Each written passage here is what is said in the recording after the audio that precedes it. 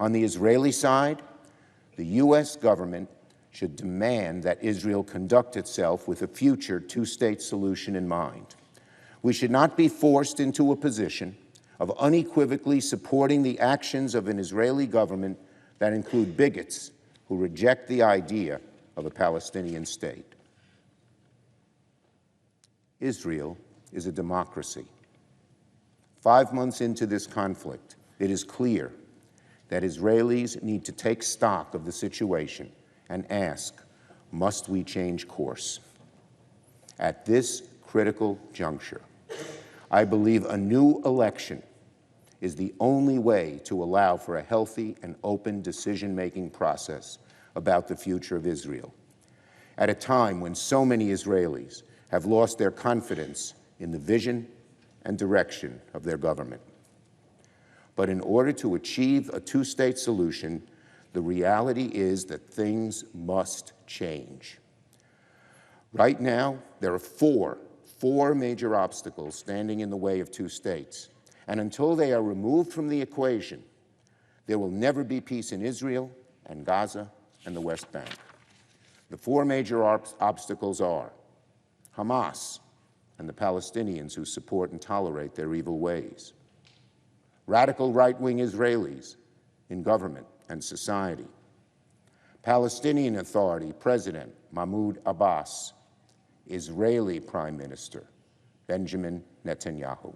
The fourth major obstacle to peace is Israeli Prime Minister Benjamin Netanyahu, who has all too frequently bowed to the demands of extremists like Ministers Smotrich and Ben-Gvir and the settlers in the West Bank. I have known Prime Minister Netanyahu for a very long time.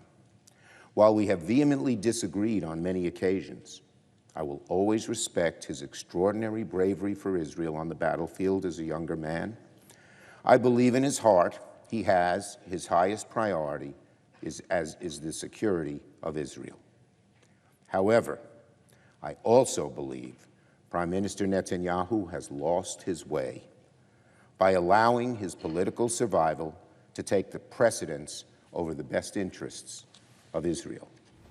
But is there a concern in the administration at all that these remarks are going to make it more difficult to deal with Prime Minister Netanyahu and his government?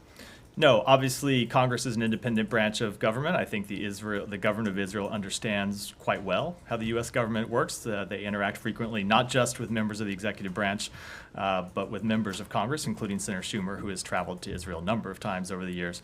And I'm sure that they fully understand that he speaks for himself. He's obviously someone we're in close contact with, but it's not a statement from the executive branch.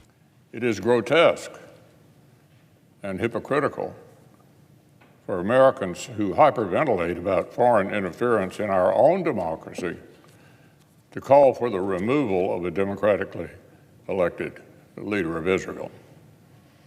This is unprecedented. We should not treat fellow democracies this way at all. Israel is not a colony of America whose leaders serve at the pleasure of the party in power in Washington.